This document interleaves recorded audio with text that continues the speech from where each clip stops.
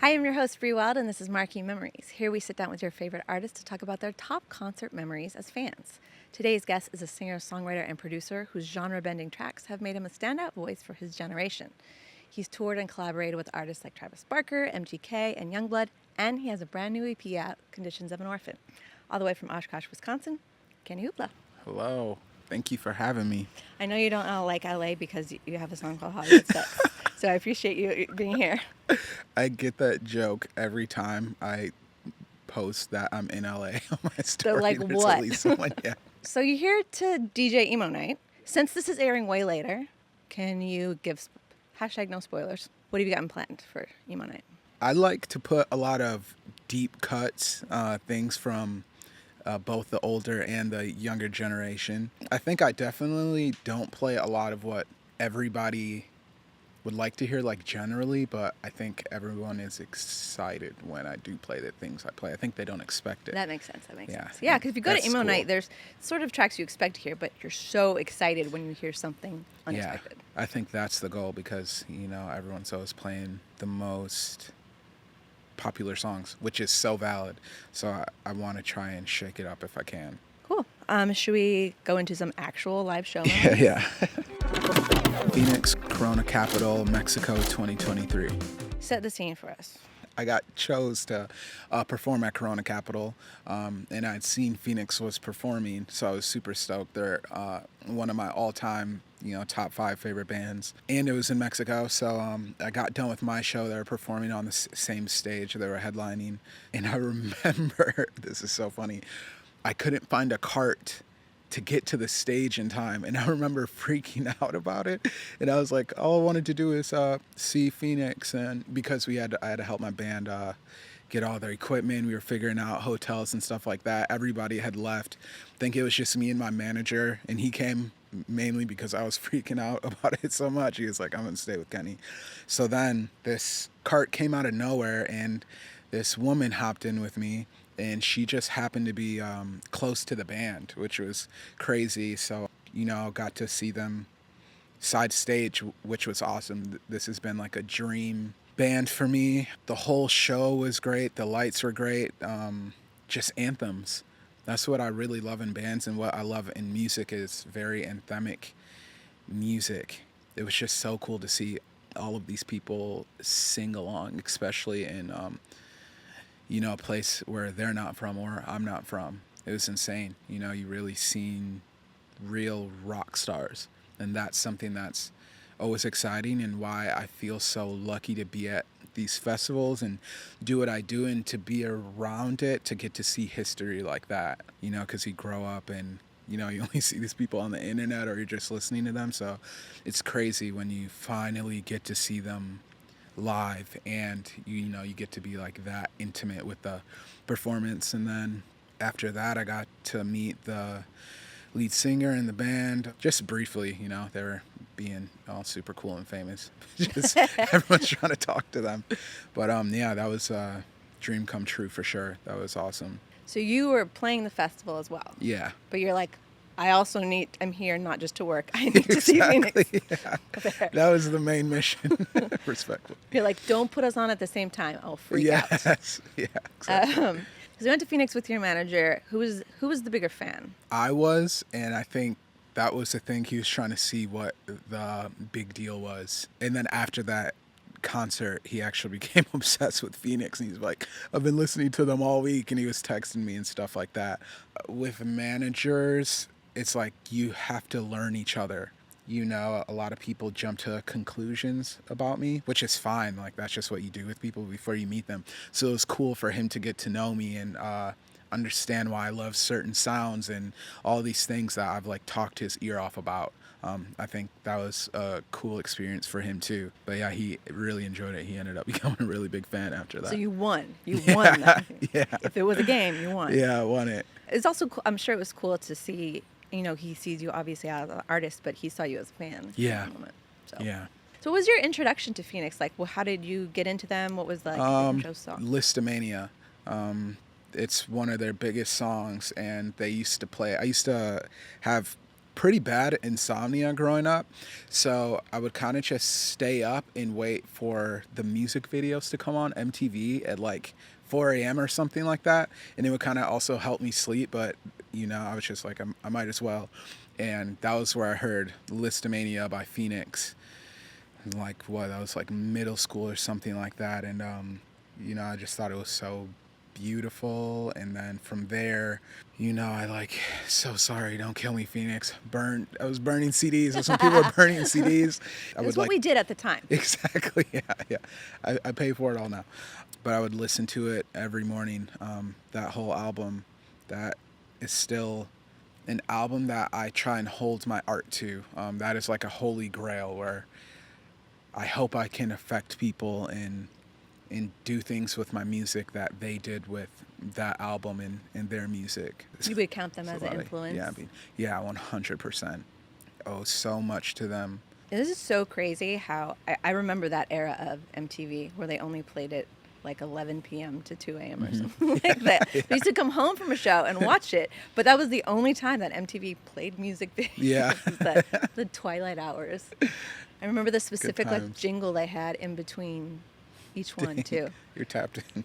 And I guess you probably haven't seen Phoenix since then. No, I had never seen them. Not to be, have a sob story or whatever. Grew up poor, didn't really have a car, couldn't go to places to see shows and stuff. So that's really what makes it like so much more awesome is I really did like pray for times like this and, to be able to just see my favorite bands live. But it's insane that I get to perform on the same stage with them and, just be side stage and see it and, really get up close with these fireworks and the smoke machines. It's really dope. I feel so lucky. So did you have that position side stage because you randomly made friends with someone from the band or because you were a performer? No, okay, so how she comes back into the lore, so I was side stage because I still had my wristband and stuff, but then after she introduced me to them real quick and just let me get a photo, and that was really sweet, and we were like staying at the same hotel, and she could see that I really, I was obviously excited, so that was super cool. So shout out to you. Hope life is treating you well. Awesome. You. That's a cool experience. Should we go back a bit? Odd Future at the Rave in Milwaukee, 2011. Thought it was Tyler Creator, but it was his whole crew. This is when he was like, with everyone. And that was my first concert, actually.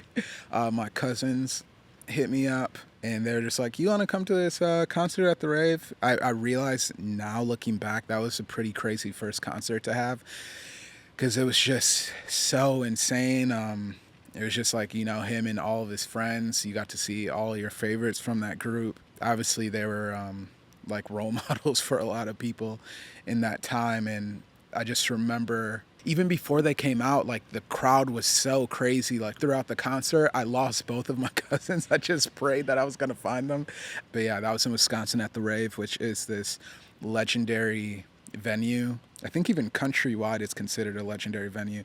Mac Miller, he wrote his spirit is there in the pool there. So it was super cool to see Odd Future and see him at the Rave. That was dope. I was told that the Rave is haunted. Yeah, definitely is haunted. For sure is haunted. I've been there before. We went to like the pool area and I was like, oh, okay. Yeah. You know what?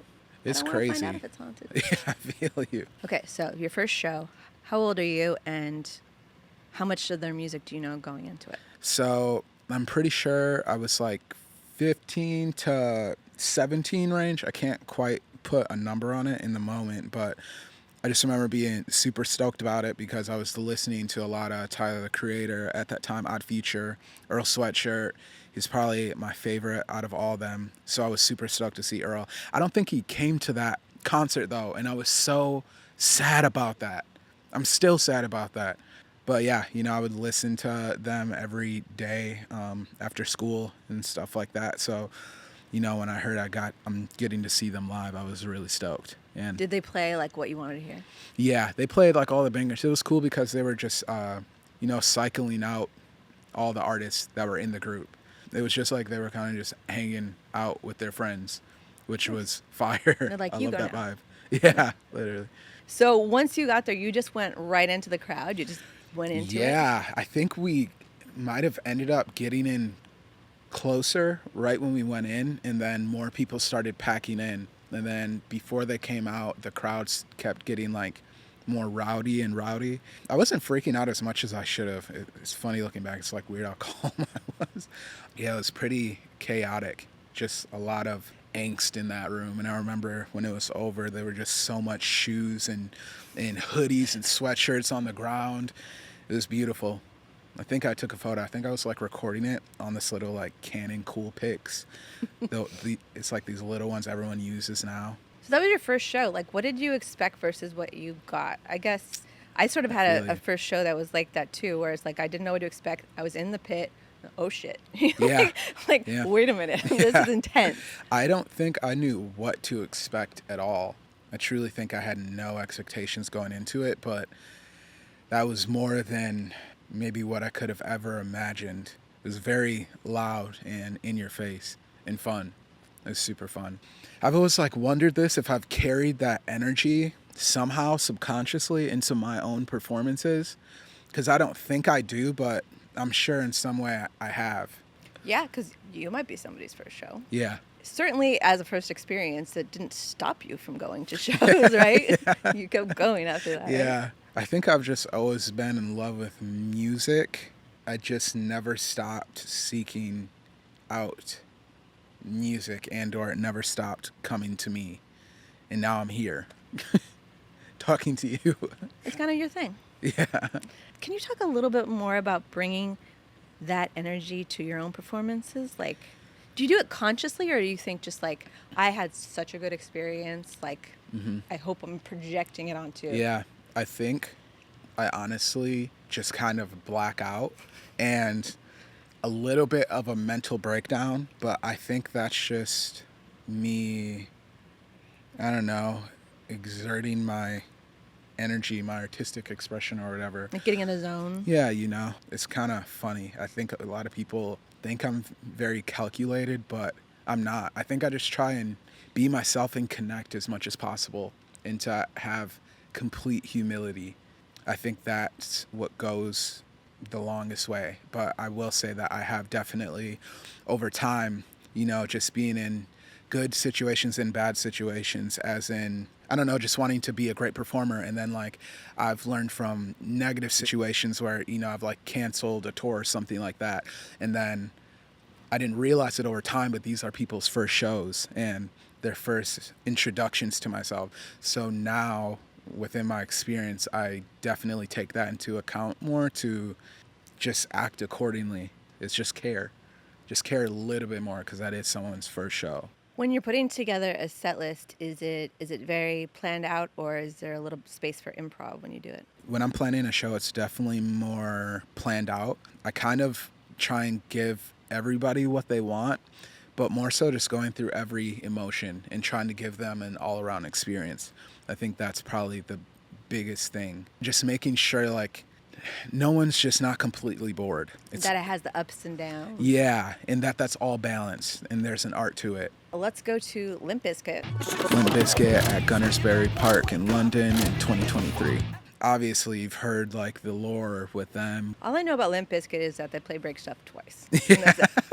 They performed at this insane festival at Woodstock in 1999, and it just caused complete chaos, and it's kind of rang through music forever. That's what a lot of people come to their shows for, is just for complete havoc and rebellion and angst. I got the opportunity to open for them, I think for like three days, and they were some of the most chaotic shows I've ever seen in my life, and some of the most biggest crowds where he doesn't even have to do anything. And they were just rowdy before he even came out. It was just complete chaos. And, I'm just like staring out at the crowd, because for a lot of it, I was not in that crowd because I wanted to live to perform the next day. But, I was just looking, and there was not one person standing around. It's like everybody was having a good time, and the crowd control of this person, dude. You come into their spear and you're like, oh, that's how you do it. That's what years of discipline and staying at it and honesty and just working hard, that's what that gets you. Crowd control like that, it was insane. It was definitely a shock. Definitely, yeah, the craziest thing I've seen at a concert in my life. What do you mean by chaos, other than the energy? People standing on stuff, people jumping off of stuff, people standing on people, people jumping off of people, shirts in the air. There's just nothing is standing still. Everybody is just screaming at the top of their lungs. That's what I would call chaos. I feel like for a while, people kind of made fun of Limp Bizkit, but like they're still going strong. Yeah, dude. Yeah, that was definitely an experience. What was it like picking out a set for the Limp Bizkit audience? I can't even remember, but I'm sure I was just doing all bangers. Yeah, like, just straight up level here. Yeah, set the stage for them. Yeah. Not that they need me. I'm just, They were already warmed up. Yeah, but honestly, it's just like high energy. You just look at who you're performing with and you plan around that. What band that you opened for has felt like the most like, oh, I could steal all these fans? I would probably say Youngblood, but because it's just more in a younger generation and they're more receptive to newer music, and like it's just they relate more so, and they're like very open to it, and he definitely has a beautiful fan base. Even now he's giving me like so much fans that still like ride so hard for me today. Like I truly owe a lot to him, and I would be lying if I said I didn't learn a lot from him, especially the same age as me and same type of sphere. Just seeing how he's moving at such a high level and the way he's going about it, that is a path that is realistic for me. I've definitely learned a lot from him on how to carry yourself in certain moments, and honestly just how to like treat your fans more and how to cultivate a good family instead of a fan base, because there's a difference. And I believed that before I first linked up with Youngblood, but he really solidified that. The fans come first. I don't know, when you're trying to affect that much people and take over the world in such a way, it's important for you to put the fans first, and they're doing that for you. They're helping you out with that. They're the reason that you're even in that position. So it's super cool to see how Youngblood is still able to maintain that on the level he is now, because he just keeps getting bigger and it still keeps seeming so intimate. Were you ever a part of any sort of fan base yourself before you started making music? No, but I will say I was a very big fan of Kid Cudi. If I was part of any fan base, I loved Kid Cudi to death. I was definitely a Kid Cudi stan. In YouTube comments. Yes, yeah. By the time this comes out, your EP will have been out. Yeah. What are your hopes and dreams for this EP? I guess that I can just get back in the race and get back to my mission of, I don't know, helping the world and just developing myself as an artist. I feel like I went through so much. That's my only mission, is to just, look alive again and just be there for my fans and all these people that have supported me, and for them to feel like, Kenny's back and he's stepping it up. I have a lot to prove, unfortunately. That's just the person I am. I have a lot to prove in music, and I want to do a lot of things. I want to make a lot of beautiful things. I want to break a lot of records, and this is kind of my second chance to do that. So I kind of hope that I get a proper second chance. You had a few EPs. Yeah. What is an album going to look like for you, if that even matters? No, it definitely matters. I think this was another problem earlier in my career, is I kept having to drop things just to keep up with the demand, and I couldn't go hone my craft and get away. And it's like, you get an opportunity to, tour the country, meet your fans and stuff like that. And it's like, who am I to say no to that? And that's a very important thing to do. And I think it was hard to find the proper people around me that wanted to help me balance that, which it is, to a point, not their fault, because, everyone has to have a job and stuff like that, and they want to go on the road. But I don't think a lot of people were seeing the other side and how important it was, which is for me to be the best musician that I could be, because that's what's really gonna push things forward. That was honestly just what happened. Was I just kept having to drop things that I didn't have that much time to work on, just so I could keep feeding the fans, and so I didn't like fall off, and because you can disappear so easily. So now that's kind of what I've done. I mean, this last EP too was a little bit rushed, I will say. It's just gonna look a bit more just crafted and full of, I don't know, musicianship. It's something that I've been trying to work on since day one. Even like with Survivor's Guilt, all of that was awesome, but even then that went too long. I would say it was suffering from success, where it's like, I just kept touring it, and which it was beautiful, but it's like I knew that I needed to have an album out, and that's important. So to get to your question, what does an album look like for me? It's just going to look like my life story. It's something that I've been just working on. It could have been finished at times, but that's another reason why it was never finished. I guess at some point you just have to decide it is done and put it out. Yeah, but I would say that's been the one thing that I've been the most stubborn about, and why I haven't dropped a debut album, is because that's the one thing I felt like I've been the most in control of within my career since it started, and I haven't sacrificed that for anything, or I'm like, no, nobody's touching this. These are my ideas. I'm going to work on this as long as possible.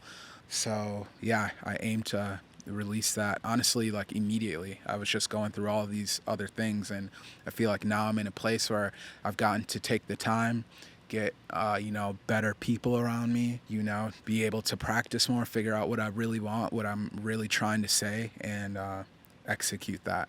That's the next mission. In a lot of interviews that you're described as like a one-man band. Yeah. Is it hard to find the people that align exactly with your vision? Yeah, I think for me it is, because it seems like a lot of my other peers are easygoing, and me, I pay a lot of attention to detail. And I think, a lot of people that work with me, they think that's beautiful, but it can drive them crazy, where I'm like, I want it to be like this because this will affect that, and I want them to feel this, and I also want it to be just as good as my peer over here, so I can make sure I'm stepping it up. But more than anything, I've realized it's just a process. That's something that I struggled with a lot, and that I'm still struggling with. But what's helped is realizing that it's a process, and that it's not overnight. And you just have to keep going, and you have to be open to getting hurt again, and just figuring out the pieces as you go. And that's something I've been practicing even in life. Are there any shows coming up that you're looking forward to going to as fan? The Rapture, one of my favorite indie rock bands, they're going on tour with the Cribs, who I absolutely love. They're like coming to some places in the Midwest. I honestly might go to every show, but I'm super stoked about that. That's probably the show I'm most excited about. I just got to see LCD Sound System, which that was a dream come true, at the Rave again. But yeah, I'm really looking forward to this Rapture tour. It's gonna be dope. The Rapture and the Cribs, legendary. Is the Rave basically like your home venue, like that you're? For the most part, there are some other legendary venues around, but they're more smaller punk ones. But I just feel like even just growing up in Wisconsin, as long as I did live there, the Rave has just always been that one. And there's so much different rooms in there too. Yeah. I remember I went there, and I was there for the Bamboozle Roadshow, came there in 2010. Mm-hmm. And they had like a room up there that Good Charlotte was playing, and then another smaller space. Oh, that's crazy. And I was like, okay, the festival is at the Rave. Yeah. So it was pretty cool. Yeah. What's next for you? Probably just trying to tour as hard as possible. I think a lot of the fans miss me, and I also want to travel the world. I haven't been out in so long. That's just what I'm looking forward to more than anything, and just making more beautiful music. I'm just looking forward to just stepping it up as much as possible. This might be corny to say, but it is a sport to me as much as it is a passion. So I just want to step it up. I just want to become a better musician more than anything in the world, and be able to get my point across the way my favorite artists have. I've been in the studio with Travis and all these goats and stuff, and I want to do that myself now, and even out of respect for them. So, just put everything I've learned into motion. I don't know if it's your language or the interview's language, but you said you study these things. Yeah. Do you do that when you go to shows? Does it kind of feel like enjoyable, but also you're studying? Yeah, I am always studying just as much as possible, as much as I can take away from it. I think that's very important. I think, at least where I came from, I'm very, very lucky to be in this position. So I guess it's easier for me not to take it for granted.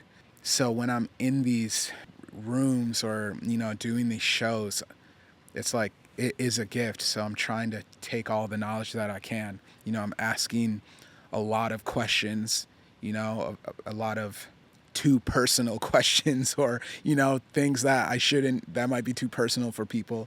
But, I'm lucky to be in these positions and to learn from people, and that's what you're supposed to do. So I just try to do that as much as possible. Extract maximum wisdom. Yes, while you're there. exactly. Take advantage of the moment. Thank you so much for sharing the stories today. Thank you. Appreciate you. Love the shirt. Love the hair.